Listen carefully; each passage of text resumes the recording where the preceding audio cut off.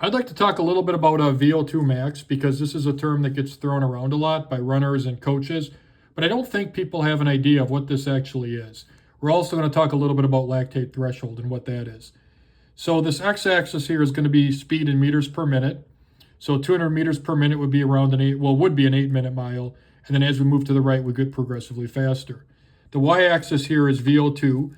And VO2, by the way, is volume of oxygen. That's what the V stands for. So we got volume of oxygen being fueled to the muscles. And it's actually a triple ratio. We got milliliters per kilogram per minute.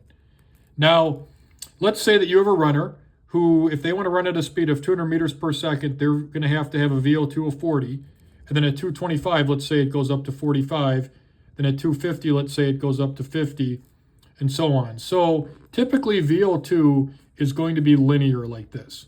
So that means that if they want to run, at a speed of 325, their VO2 may be 60, maybe 65, maybe not exactly, but it's going to be linear like this.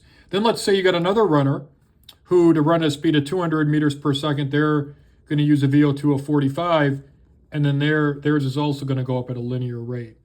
Now, what this means is that this runner here in the bottom doesn't use as much oxygen to run at that speed. So the running economy of this runner on the bottom here is better. So we'll call that runner 1 versus runner 2. Runner 1 has a better running economy because they use less oxygen to run at a given speed. Now, when we talk about VO2 max, there's going to be a point on here where the VO2 is going to level off like this. In other words, they're at the maximum volume of oxygen that they could possibly use.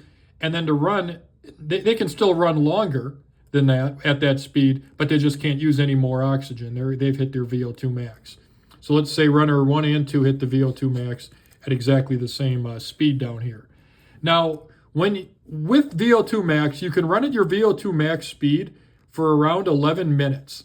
So you can go 11 minutes at your VO2 max speed. So when we look at, the 2-mile race for good runners, good high school runners, that is about the race that they would run their VO2 max at the entire race. You got about 11 minutes at your VO2 max.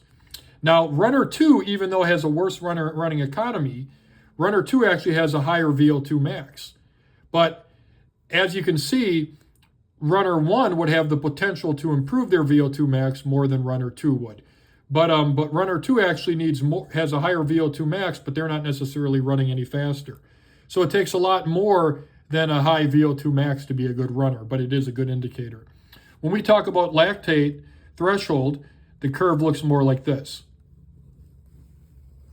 Now, what that is that your body always has lactate in it, by the way. You've got about 1 millimole of lactate at all times that your body clears, but your lactate threshold is going to be the point at which you can run at a given speed and it clears all the lactate.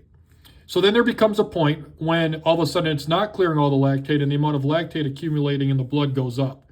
And that's known as the lactate threshold point.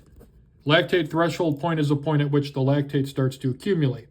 Now, the lactate threshold point is just a marker of fitness. It's not actually the lactate that's tiring you out, by the way. That's a myth. The lactate doesn't tire you out. It doesn't cause a burning sensation. It doesn't do any of that. It's just highly present in the blood when you hit that point, but there's other things that are actually fatiguing you out. So that's the lactate threshold, and you can improve the lactate threshold by doing a lot of long, slow runs, or by running at a pace as fast as your lactate threshold is. So how do you know what your lactate threshold pace is? Generally speaking, the lactate threshold is a pace that you could maintain for about 1 hour of running. So what pace could you maintain for 1 hour of running? That would be your lactate threshold pace. And you can take this lactate curve and you can shift it over to the right by doing the proper training. So that gives you a little bit of an idea of VO2 max and lactate threshold and how that ties into fitness.